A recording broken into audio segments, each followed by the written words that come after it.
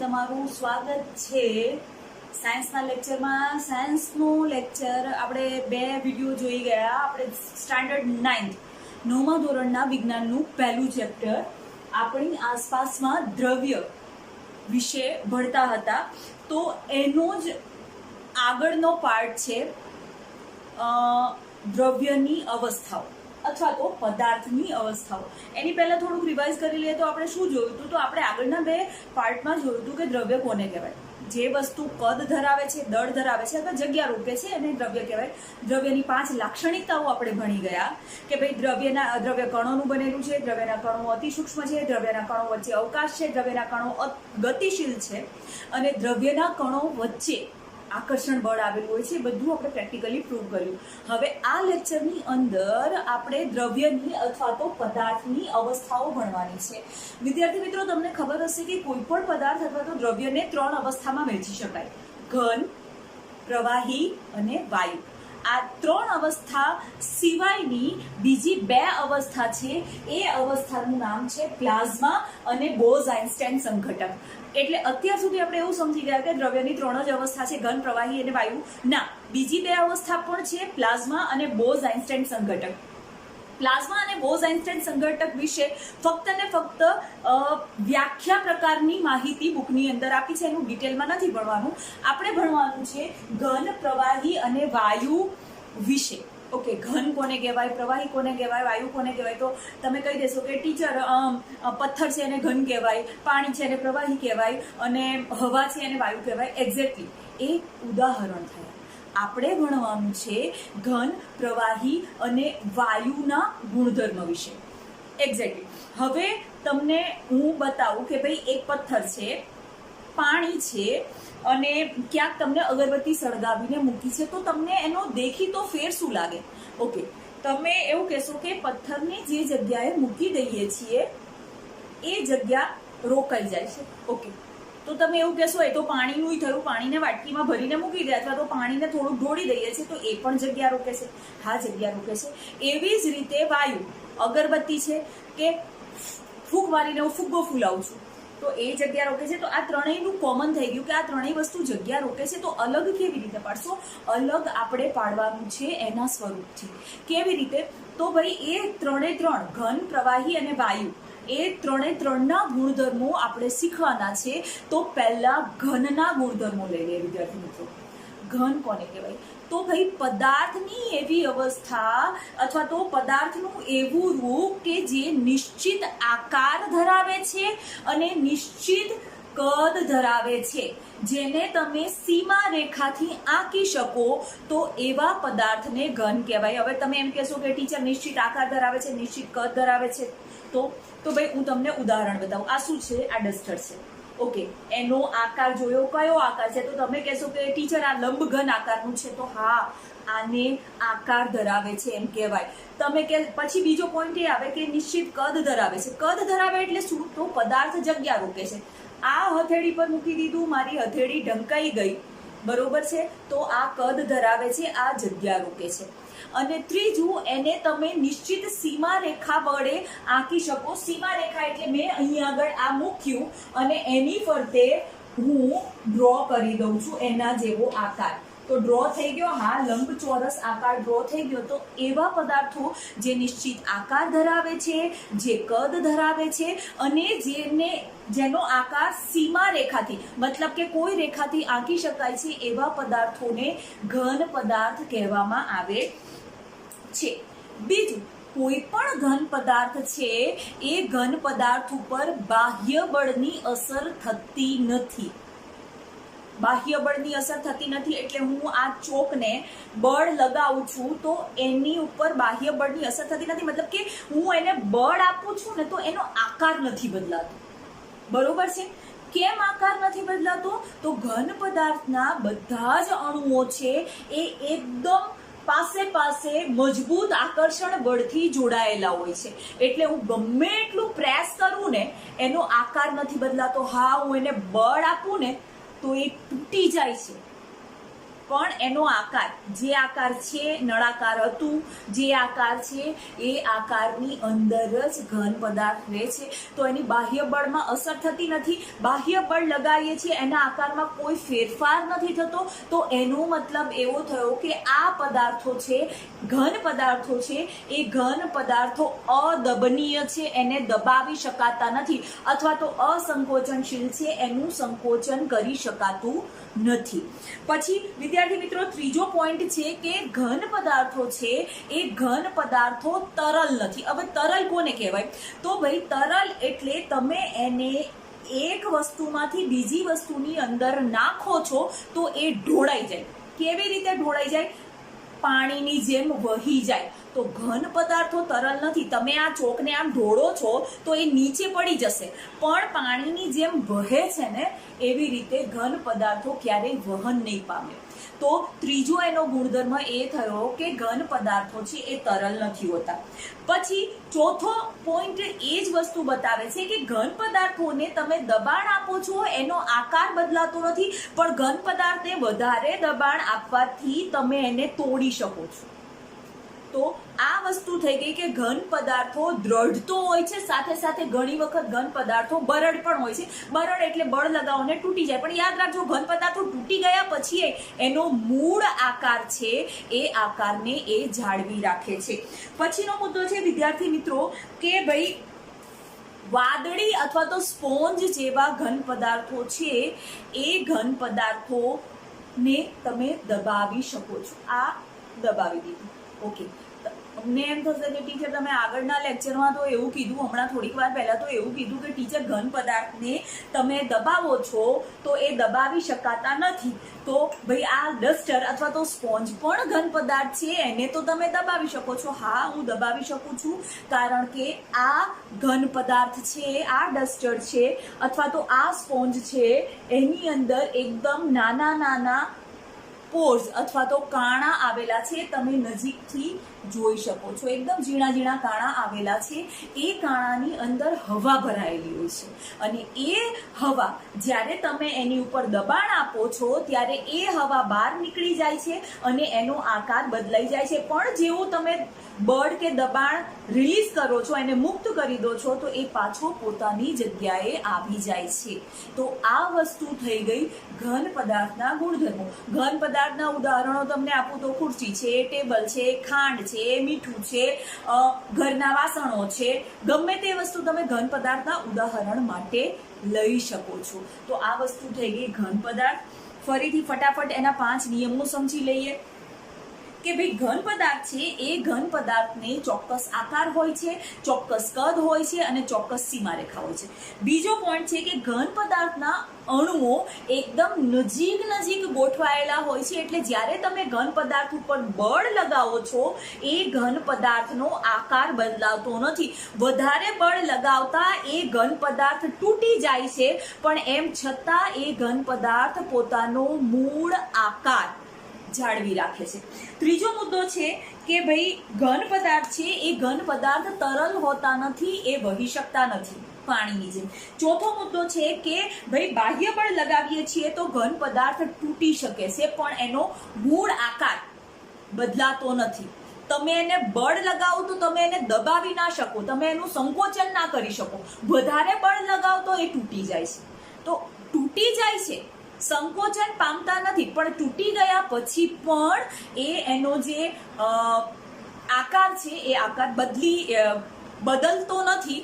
અને સ્પોન્જ જેવો ઘન પદાર્થ છે એને તમે દબાવી શકો છો. કેમ? તો ભાઈ એની વચ્ચે નાના નાના કાણા આવેલા હોય છે જેની અંદર હવા હોય છે, અને એના લીધે તમે એને દબાવી શકો છો. પણ જેવું તમે દબાણ કે બળ ઓછું કરો છો એટલે પાછું એ પોતાની મૂળ સ્થિતિમાં આવી જાય છે. તો આ વસ્તુ થઈ ગઈ ઘન પદાર્થના ગુણધર્મો. હવે આપણે વિદ્યાર્થી મિત્રો લઈ લઈએ પ્રવાહી પદાર્થના ગુણધર્મો. વિદ્યાર્થી મિત્રો પ્રવાહી પદાર્થ છે એ પ્રવાહી પદાર્થ ને નિશ્ચિત આકાર હોતો નથી, પણ કદ હોય છે, અને તમે એને સીમારેખાથી આંકી ના શકો. ઉદાહરણ તરીકે હું તમને બતાવું બોટલનું પાણી. જુઓ, અને આકાર નથી. કેવી રીતે નથી? તો પાણીને તમે જે કોઈ પાત્રમાં ભરો છો ને એ પાત્ર જેવો આકાર થઈ જાય છે. અહીં આગળ મેં બોટલમાં ભર્યું છે તો એનો આકાર નળાકાર બોટલ જેવો થઈ જશે. હું એને આઈસ ટ્રેમાં ભરું છું, બરફ બનાવવાની ટ્રેમાં ભરું છું તો એ બરફ બનાવવાની ટ્રે જેવું થઈ જશે. હું એને ગ્લાસમાં ભરીશ તો એનો આકાર ગ્લાસ જેવો થઈ જશે.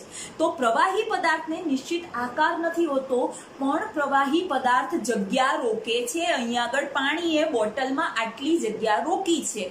મતલબ કે એવું થયું કે ભાઈ આ પાણી છે એ પાણી જગ્યા રોકે છે તો એને કદ છે. તો આ વસ્તુ પહેલો નિયમ કે પ્રવાહી પદાર્થ છે, પ્રવાહી પદાર્થને નિશ્ચિત આકાર હોતો નથી પરંતુ નિશ્ચિત કદ હોય છે. બીજો મુદ્દો છે વિદ્યાર્થી મિત્રો કે પ્રવાહી પદાર્થને જે પાત્રમાં ભરવામાં આવે છે એ પાત્ર જેવો એ આકાર બનાવી લે છે. એ મેં તમને સમજાવ્યું કે ગ્લાસમાં ભરો તો પાણી ગ્લાસ જેવા આકારનું થઈ જાય, બોટલમાં ભરો તો બોટલ જેવા આકારનું, વાટકીમાં ભરો તો વાટકી જેવા આકારનું. પછી છે કે પ્રવાહી પદાર્થ છે એ વહનશીલતાનો ગુણધર્મ ધરાવે છે, એ તરલ છે. વહનશીલતા એટલે ઢોળાઈ જવાનું. અહીંયા આગળ મેં બોટલ આમ રાખી છે. હવે હું બોટલને સ્લાન્ટ કરું છું તો એ પાણી છે એ પાણી આગળની તરફ વધે છે, આગળની તરફ જાય છે. આ એનો વહન પામવાનો ગુણધર્મ છે. તો પ્રવાહી ઢોળાઈ શકે છે, વહન પામી શકે છે, એ પ્રવાહી પદાર્થનો ગુણધર્મ છે. પછીનો મુદ્દો છે વિદ્યાર્થી મિત્રો કે પ્રવાહી પદાર્થ છે એ પ્રવાહી પદાર્થો તરલ હોય છે, વહી શકે એવા હોય છે, પણ ઘન પદાર્થોની જેમ દ્રઢ એટલે કે સખત હોતા નથી. તો એની પાછળનું કારણ છે કે ઘન પદાર્થના જે અણુઓ છે એના કરતા પ્રવાહી પદાર્થના અણુઓ વચ્ચે જગ્યા વધારે હોય છે. ઘન પદાર્થના અણુઓ જો એકદમ નજીક જકડાઈને બેઠા હોય તો પ્રવાહી પદાર્થના અણુઓ છૂટા છૂટા હોય છે. એટલે એ છૂટા છૂટા હોવાને કારણે એ વહન પામી શકે છે અને એ ઢોળાઈ શકે છે. તો આ થઈ ગયું પ્રવાહીનો ગુણધર્મ, પ્રવાહીના કણોનો ગુણધર્મ. પછી છે કે કોઈ પણ મોટા ભાગના ઘન પદાર્થો છે એ ઘન પદાર્થોનું પ્રસરણ પ્રવાહી પદાર્થમાં થઈ શકે છે. હવે પ્રસરણ એટલે શું? તો વિદ્યાર્થી મિત્રો મેં તમને કીધું હતું કે બે પદાર્થો આંતર મિશ્રિત થાય એને પ્રસરણ કહે છે. તો પ્રવાહીની અંદર ઘન પદાર્થોનું પ્રસરણ શક્ય છે. એનું તમને ઉદાહરણ આપું. પાણીની અંદર તમે 1 ચમચી મીઠું નાખીને હલાવી નાખો, પાણીમાં મીઠું ઓગળી જશે. તો આ વસ્તુ થઈ ગઈ પ્રસરણ. એવું કેમ થયું કે મીઠું ઓગળી ગયું પાણીની અંદર? તો જે મેં કીધું કે પ્રવાહી પદાર્થ પાણીના અણુઓ વચ્ચે જગ્યા હોય છે, એ જગ્યાની વચ્ચે મીઠાનો અણુ આવી રીતે ગોઠવાઈ જાય છે. Look at this. મીઠું ઓગળી જાય છે. પાણીની અંદર પાણીના કણો વચ્ચે જગ્યા છે ને એ જગ્યાના કારણે જ મીઠું એની અંદર ઓગળી જાય છે. કેમ? તો એ પાણીના કણો વચ્ચે મીઠાનો કણ આરામથી સમાઈ જાય છે. તો આ પ્રસરણ શક્ય છે. આગળ બીજું તમને ઉદાહરણ આપું. પ્રવાહીની અંદર વાયુનું પ્રસરણ પણ શક્ય છે. મતલબ કે પ્રવાહીની અંદર તમે વાયુને ઓગાળી શકો. તમે કહો ટીચર એવું તો કેવી રીતે બને? બને ને. આપણે જેટલા પણ કોલ્ડ ડ્રિંક્સ પીએ છીએ, પછી તમે થમ્સઅપ લઈ લો, પેપ્સી લઈ લો, કોકાકોલા લઈ લો, ફેન્ટા લઈ લો, મિરિન્ડા લઈ લો કે કોઈ સાદી સોડા લઈ લો, એની અંદર તમે જ્યારે ઓપનરથી એનું ઢાંકણું ખોલો છો અને જે ફોર્સફુલી સોડા બહાર આવે છે ને એ વસ્તુ કાર્બન ડાયોક્સાઇડ છે. પાણીની અંદર કાર્બન ડાયોક્સાઇડને બહુ પ્રેશરથી ઓગાળ્યો હોય છે અને પછી એનું ઢાંકણું બંધ કરી દીધું હોય છે. તો એ સોડાની અંદર, એ કોકાકોલાની અંદર, એ થમ્સઅપ કે પેપ્સીની અંદર કાર્બન ડાયોક્સાઇડ ઓગાળેલો હોય છે અને એને આપણે ઘટાક પીએ છીએ. કાર્બન ડાયોક્સાઇડનું આપણા પેટમાં કોઈ કામ નથી હોતું, એટલે ઓળકાર દ્વારા કાર્બન ડાયોક્સાઇડ બહાર આવી જાય છે. કાર્બન ડાયોક્સાઇડનું આપણા શરીરમાં કોઈ કામ જ નથી હોતું. શ્વાસમાં લો, ઉચ્છ્વાસ દ્વારા બહાર આવી જાય છે, પેટમાં નાખો, ઓળકાર દ્વારા બહાર આવી જાય છે. તો આ વસ્તુ એ છે. બીજું કહું કે ઓક્સિજન એ પાણીની અંદર ઓગળેલો હોય છે. કેવી રીતે? તો કેમ તમને આગળના ધોરણમાં ભણી ગયા છો કે માછલીઓ હોય ને એ પોતાની ચૂઈ દ્વારા અથવા તો ઝાલર દ્વારા શ્વસન કરે છે. તો એ શું કરે છે? તો ભાઈ એ પાણી મોઢાની અંદર લે છે. એ ચૂઈની અંદર પાણીમાં ઓગળેલો ઓક્સિજન એના શરીરમાં જતો રહે છે અને વધારાનું પાણી એ બહાર કાઢી નાખે છે. તો વસ્તુ એ છે કે પ્રવાહીના કણો વચ્ચે જગ્યા હોવાથી એ પોતાની અંદર ઘન પદાર્થના કણો અથવા તો વાયુ પદાર્થના કણોનું પ્રસરણ થવા દે છે. પછી આગળનો મુદ્દો છે કે ભાઈ પ્રવાહી પદાર્થ છે એ ઘન પદાર્થ કરતા વધારે સંકોચન પામે છે. ઘન પદાર્થ સંકોચન નથી પામતો એનું કારણ છે કે એના અણુઓ એકદમ નજીક ગોઠવાયેલા હોય છે. તમે કેવી રીતે એનું સંકોચન કરી શકો જે આવી રીતે એકદમ જકડાયેલા હોય છે. પ્રવાહી પદાર્થને તમે સંકોચી શકો છો. કેમ? તો પ્રવાહી પદાર્થના અણુઓ વચ્ચે જગ્યા છે, તમે દબાણ આપો તો એ અણુઓ આવી રીતે ભેગા થઈ જશે. તો પ્રવાહી પદાર્થને સંકોચી શકાય છે. તમારે બીજું ઉદાહરણ લેવું હોય તો તમે જોજો, ક્યારેક વિચારજો કે જ્યારે તમે હોડીની અંદર ફુગ્ગાની અંદર પાણી ભરો છો ને ફુગ્ગાને દબાવો ને તો તમે ફુગ્ગાને દબાવી શકશો. તો આ સંકોચન પામે છે. તો તમે એવું કહો કે ટીચર એ તો હવા ભરીએ તોય સંકોચી શકાય. હા, હવા ભરીએ તોય સંકોચી શકાય, પણ એક વખત એ ફુગ્ગાની અંદર તમે રેતી ભરજો અને પછી ટ્રાય કરજો સંકોચાવાની, નહીં સંકોચાય. તો આ વસ્તુ છે, પ્રવાહી પદાર્થના અણુઓ છે એ અણુઓ વચ્ચે જગ્યા હોય છે એટલે એને સંકોચી શકાય છે. ઓકે, પછીનો મુદ્દો છે કે ભાઈ પ્રવાહીને તમે દબાણ આપો ને તો એના કદમાં ઘટાડો થાય છે, પણ એ ઘટાડો એકદમ નહિવત જેવો હોય છે. એક ઉદાહરણ આપું તમને સિમ્પલ, કે તમે બરફ છે ને એ જ્યારે પાણી સ્વરૂપમાં હોય ને ત્યારે તમે એને ટ્રેમાં મૂકો છો, પાણી ભરીને ટ્રેમાં મૂકો છો ને પછી ફ્રીઝમાં મૂકો છો ને તો જ્યારે પાણી ભર્યું હશે ને એના કરતાં કદ થોડુંક નાનું થઈ ગયું હશે. તો પ્રવાહી પદાર્થને સંકોચી શકાય છે થોડું ઘણું દબાણ આપીને. તો આ વસ્તુ થઈ ગઈ પ્રવાહી પદાર્થના ગુણધર્મો. ફરીથી રિવાઇઝ કરી લે. પ્રવાહી પદાર્થને નિશ્ચિત આકાર હોતો નથી પરંતુ કદ હોય છે. પ્રવાહીને જે પાત્રની અંદર ભરવામાં આવે છે એ પાત્ર જેવો આકાર તે ધારણ કરી લે છે. પ્રવાહી વહનનો ગુણધર્મ ધરાવે છે એટલે પ્રવાહી પદાર્થ તરલ છે, પ્રવાહી પદાર્થ ઢોળાઈ શકે છે, પ્રવાહી પદાર્થ રેલાઈ શકે છે. પછી ઘન પદાર્થોને પ્રવાહીમાં ઓગાળી શકાય છે, ઘન પદાર્થોનું પ્રસરણ પ્રવાહીમાં કરી શકાય છે. એવી જ રીતે વાયુ પદાર્થોનું પ્રસરણ પણ પ્રવાહીમાં કરી શકાય છે. કેમ? તો પ્રવાહીના અણુઓ વચ્ચે જગ્યા હોય છે. પ્રવાહી છે એ ઘન પદાર્થની સરખામણીએ એનો પ્રસરણ દર છે એ પ્રસરણ દર વધારે હોય છે અને પ્રવાહી પદાર્થને તમે થોડુંક દબાણ આપો છો અથવા તો તમે દબાણ આપો છો તો પ્રવાહી પદાર્થ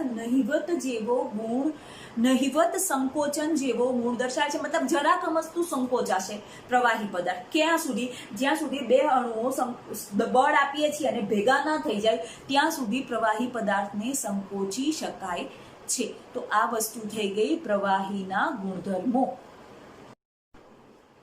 હવે વિદ્યાર્થી મિત્રો આપણે જોઈએ વાયુ પદાર્થના ગુણધર્મો અથવા તો દ્રવ્યની વાયુમય અવસ્થા છે એના ગુણધર્મો. વિદ્યાર્થી મિત્રો વાયુ એટલે તમે હવા લઈ લો, તમે ધુમાડો લઈ લો કે પછી તમે બીજા વાયુના કાર્બન ડાયોક્સાઇડ લઈ લો કે ઓક્સિજન લઈ લો, એ બધા વાયુઓના ઉદાહરણ છે. બરોબર છે. હવે સામાન્ય રીતે હવાને આપણે જોઈ નથી શકતા, બરોબર છે, પણ આપણે ધુમાડાને જોઈ શકીએ. તો એ વસ્તુ જે ધુમાડો હવામાં ફેલાય છે ને એ વસ્તુ વાયુ પદાર્થનું ઉદાહરણ છે. એના ગુણધર્મો જોઈએ. વાયુ પદાર્થને ક્યારેય ચોક્કસ આકાર હોતો નથી, ક્યારેય ચોક્કસ કદ હોતું નથી. જગ્યા રોકે છે પણ ચોક્કસ પ્રકારનું એનું કદ હોતું નથી. કેવી રીતે? તો ભાઈ વાયુઓના અણુઓ છે ને એકદમ છૂટા ગતિ કરતા હોય છે. બરોબર છે. જ્યાં એક જગ્યાએ મૂકો ને ત્યાં બહુ બધી જગ્યાએ ફેલાઈ જાય. તમને એક ઉદાહરણ કહું કે ભાઈ અગરબત્તી ખૂણામાં લગાવી હશે ને તો એ આખા રૂમમાં એ અગરબત્તીની સુગંધ ફેલાઈ જશે. સ્પ્રે કોઈએ કર્યું હશે ને તો એની સુગંધ તમને આવશે. રસોડામાં કોઈ રસોઈ થતી હશે, ઇનકેસ ભજીયા બનાવ્યા હશે તો ભજીયાની સુગંધ બાજુમાં 2 ઘર સુધી જશે. એવું કેમ? ભજીયું નથી જઈ શકતું ત્યાં સુધી પણ ભજીયાની સુગંધ જતી રહેશે. તો એનું રીઝન એ કે વાયુઓના કણો ખૂબ જ મુક્ત હોય છે, એકદમ છૂટા હોય છે અને વાયુઓના કણો ફેલાઈ જવાનો ગુણધર્મ ધરાવે છે. ચોક્કસ આકાર નથી હોતો, ચોક્કસ કદ નથી હોતું. એ સિવાય વાયુ પદાર્થના કણો છે એ ઘન પદાર્થના કણો અને પ્રવાહી પદાર્થના કણો કરતા વધારે દૂર દૂર ફેલાયેલા હોય છે. પછી જે કોઈ પાત્રમાં વાયુ પદાર્થને ભરવામાં આવે એ પાત્રમાં ફેલાઈ જાય છે. તો તમે એવું વિચારો કે ટીચર આમાં કેવી રીતે વાયુને ભરવાનો? તો એક સિમ્પલ ઉદાહરણ આપું કે તમે કાચનો ગ્લાસ લો અને અગરબત્તી સળગાવીને અને ઓલવાઈ નાખો, એનો ધુમાડો છે એ ધુમાડો નીકળે છે, એ ધુમાડો તમે આવી રીતે ગ્લાસની અંદર રાખો. થોડીક વારમાં જોશો તો ગ્લાસની અંદરની સપાટી બધી ધુમાડાથી ભરાઈ જશે, બધું ભરાઈ જશે. બરોબર છે? તો આ વસ્તુ છે કે એ જે વાયુ પદાર્થના કણો છે ને એ એકદમ છૂટા હોય છે અને એ બહુ ઝડપથી ગતિ કરતા હોય છે, એટલે એ કોઈ પણ પાત્રમાં સહેલાઈથી ભરાઈ જાય છે. આ સિવાય વાયુ પદાર્થો છે એ પદાર્થોના અણુઓ વચ્ચે બહુ બધી જગ્યા હોય છે, એટલે બે વાયુઓ એકબીજામાં બહુ આસાનીથી ભળી જાય છે. એનું ચોખ્ખું ઉદાહરણ આપું, હવા. હવા કેટલા બધા વાયુઓનું મિશ્રણ છે. ઓક્સિજન છે, નાઇટ્રોજન છે, કાર્બન ડાયોક્સાઇડ પણ છે અને બીજા ઘણા બધા વાયુઓ છે. આ સિવાય હવામાં રજકણો પણ છે. તો આ વાયુ પદાર્થના કણો વચ્ચે જગ્યા હોય છે, એટલે એ વાયુના કણો એકબીજા સાથે આસાનીથી ભળી જાય છે. વિદ્યાર્થી મિત્રો, વાયુના કણો વચ્ચે જગ્યા હોય છે ને એ જગ્યાના કારણે એનું સંકોચન બહુ જબરદસ્ત રીતે થાય છે. તમે વાયુઓને ઈચ્છો એટલું બળ લગાવીને એનું સંકોચન કરી શકો છો. કેવી રીતે? તો ભાઈ આપણે ફાયર એક્સટિંગ્યુશ હોય છે કે ભાઈ જે આગ લાગી હોય ને એને ઓલવવા માટે ઓલી બાટલા જેવી વ્યવસ્થા હોય છે, હોસ્પિટલની અંદર હોય, આપણી સ્કૂલોમાં હશે, બરોબર છે? એની અંદર શું હોય છે? એની અંદર ખૂબ ઊંચા દબાણથી કાર્બન ડાયોક્સાઇડ વાયુ ભરવામાં આવે છે, ખૂબ ઊંચા દબાણથી. એટલું બધું દબાણ હોય છે ને કે જ્યારે તમે એને પ્રેસ કરીને હવામાં રિલીઝ કરો ને એ બરફ સ્વરૂપે બહાર આવે છે ને આગને ઓલવી નાખે છે. એવી જ રીતે તમે કોઈ હોસ્પિટલમાં જોયું હોય તો એ હોસ્પિટલની અંદર ઓક્સિજન સિલિન્ડર હોય છે, એની ઉપર એનું વજન લખેલું હોય છે, એટલા કિલો ઓક્સિજન એની અંદર પ્રેસ કરીને ભરવામાં આવે છે. એવી જ રીતે જેના ઘરે સિલિન્ડર આવતા હશે ગેસના, એલપીજીના સિલિન્ડર, લિક્વિફાઈડ પેટ્રોલિયમ ગેસ, એ ગેસના સિલિન્ડરો છે, એ ગેસના સિલિન્ડરોની અંદર પણ એલપીજી છે, એ એલપીજી બહુ દબાણથી ભરવામાં આવે છે. દબાણથી ભરવામાં આવે છે એટલે શું થાય કે એના કણો વચ્ચે જગ્યા છે એટલે એનું સંકોચન કરીને એ ગેસ દબાઈ જાય છે, બરોબર? અને બહુ મોટા જથ્થાનો ગેસ એક નાનકડા સિલિન્ડરની અંદર ભરીને એને એક જગ્યાએથી બીજી જગ્યાએ આસાનીથી લઈ જવામાં આવે છે. તો વાયુના કણો વચ્ચે જગ્યા હોય છે. તો આ વસ્તુ થઈ ગઈ વાયુઓના ગુણધર્મો. વાયુઓના કણો છે એ કણો જ્યારે કોઈ પાત્રની દિવાલ સાથે અથડાય છે ત્યારે એ દિવાલ ઉપર એક પ્રકારનું બળ લગાવે છે. એ બળને કહેવાય દબાણ, જેની વધારે વ્યવસ્થિત વ્યાખ્યા આપણે જ્યારે ફિઝિક્સનું ચેપ્ટર ચાલુ કરશું એમાં ભણવાની છે. તો આ થઈ ગયા વાયુ પદાર્થના ગુણધર્મો. વિદ્યાર્થી મિત્રો, વાયુ પદાર્થના ગુણધર્મોનું રિવિઝન આપણે લઈ લઈએ કે વાયુ પદાર્થના કણોને ચોક્કસ આકારે હોતો નથી, વાયુ પદાર્થોને કે નથી ચોક્કસ કદ હોતું. બીજું, વાયુ પદાર્થના કણો છે એ એકબીજા સાથે ખૂબ જ દૂર દૂર ગોઠવાયેલા હોય છે અને આના કારણે વાયુ પદાર્થોને જે કોઈ પાત્રમાં ભરવામાં આવે એ પાત્રની અંદર એ ફેલાઈ જાય છે. ઘરે એક વખત પ્રેક્ટિસ કરજો, અગરબત્તી લેજો, એને સળગાવજો, એને ઠારી નાખજો. એનો જે કોઈ ધુમાડો છે એ ધુમાડાને ગ્લાસની અંદર આવી રીતે રાખજો, થોડીક વારમાં ગ્લાસ આખો ધુમાડાથી ભરાઈ જશે. તો આ વસ્તુ થઈ ગઈ વાયુ પદાર્થના ગુણધર્મો. વાયુ પદાર્થના ગુણધર્મોમાં વાયુઓના કણો છે એ અસ્તવ્યસ્ત અને ખૂબ જ ઝડપથી ગતિ કરતા હોય છે. ખૂબ વધારે કણો વચ્ચે જગ્યા હોય છે એટલે બે વાયુઓ એકબીજામાં મિશ્ર થઈ શકે છે. વાયુના કણો વચ્ચે બહુ બધી જગ્યા હોય છે તો એના લીધે થઈને વિદ્યાર્થી મિત્રો એને તમે દબાવી શકો છો. વાયુ પદાર્થો દબનીય છે, એનું તમે સંકોચન કરી શકો શકો છો. અને એના સૌથી સારા ઉદાહરણો મેં તમને કીધા કે હોસ્પિટલની અંદર ઓક્સિજન સિલિન્ડર હોય છે, એ આપણા ઘરની અંદર એલપીજીનું જે સિલિન્ડર હોય છે, એ બધા જ મોટામાં મોટું ઉદાહરણ છે કે વાયુઓને દબાવી શકાય છે. તમે એને દબાણ આપો તો એનું સંકોચન કરી શકાય છે. ફુગ્ગો ભરીને ફુગ્ગો હાથમાં દબાવજો, તમે એને દબાવી શકશો. તો આ તો સૌથી સહેલામાં સહેલું વાયુનું ઉદાહરણ છે કે હવા ભરી અને એને દબાવી દીધું. તો આ વસ્તુ થઈ ગઈ વાયુઓના ગુણધર્મો. ઘન પદાર્થનું ઉદાહરણ મેં તમને કીધું હતું કે ભાઈ આ ઘન પદાર્થનું ઉદાહરણ છે બોટલ. પ્રવાહી પદાર્થનું ઉદાહરણ મેં આપ્યું કે પ્રવાહી પદાર્થનું ઉદાહરણ છે પાણી, અને વાયુ પદાર્થનું ઉદાહરણ છે આપણી આજુબાજુની હવા અથવા તો ધુમાડો. દેખાય છે ધુમાડો? હા, મને દેખાય છે. તો એ ધુમાડો. તો આ ઘન, પ્રવાહી અને વાયુ અવસ્થાના ગુણધર્મો અહીંયા જ પૂરા થાય છે. નેક્સ્ટ ટાઈમ બીજા લેક્ચરમાં મળીશું ત્યારે તમને પદાર્થની અવસ્થા બદલાય છે કે નહીં એના વિશે વાત કરીશું. પણ એ પહેલા તમને થોડુંક આપ્યું છે પ્લાઝમા અને બોઝ-આઇન્સ્ટાઇન સંઘટક, એના વિશે સમજૂતી આપી દઉં. છોકરાઓ, પ્લાઝમા કોને કહેવાય? તો પ્લાઝમામાં એવું હોય કે કોઈ પણ વાયુને એક પાત્રમાં ભરવામાં આવે અને પછી એ વાયુની અંદર ઇલેક્ટ્રિસિટી પાસ કરવામાં આવે ને, તો એ વાયુના કણો ઋણ વીજભાર ધરાવતા થઈ જાય છે. અને એ ઋણ વીજભાર ધરાવતા થઈ જાય છે એને લીધે એ વાયુના કણો ચમકે છે અને જસ્ટ લાઈક લાઇટની જેમ પ્રકાશિત થાય છે. તો એને પ્લાઝમા કહેવાય. તમે નિયોન લાઇટ જોઈ હશે, લાલ કલરની, એકદમ દૂરથી દેખાઈ જાય એવી ઝબકતી. ઇવન આપણા ઘરની ટ્યુબલાઇટ, એની અંદર વાયુ ભરેલો હોય છે, એની અંદર ઇલેક્ટ્રિસિટી પસાર થાય છે, વીજ પ્રવાહ પસાર થાય છે, અને એ ની અંદર જે ભરેલો વાયુ છે એ વાયુ ઋણ વીજભાર ગ્રહણ કરે છે અને એ પ્રકાશિત થઈ ઉઠે છે, પ્રકાશ આપે છે. તો આ પ્લાઝમાનું ઉદાહરણ થયું. એવી જ રીતે બોઝ-આઇન્સ્ટાઇન સંઘટક. હવે બોઝ અને આઇન્સ્ટાઈને ભેગા મળીને દ્રવ્યની 5મી અવસ્થા શોધી હતી, પણ એ છે ને પેપર ઉપર સમીકરણો સ્વરૂપે શોધી હતી. પછી આગળ જતા વૈજ્ઞાનિકોએ એ અવસ્થાને પ્રેક્ટિકલી સ્વરૂપ આપ્યું.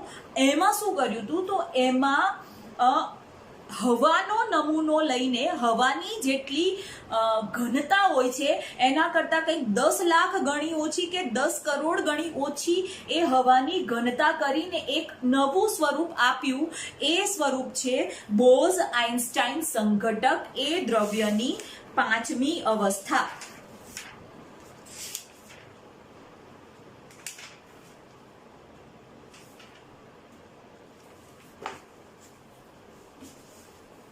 તો વિદ્યાર્થી મિત્રો, આ સાથે અહીંયા આગળ આ લેક્ચર પૂરો કરું છું. આગળ લેક્ચરમાં મળશું. ત્યાં સુધી બી happy, take care and good bye.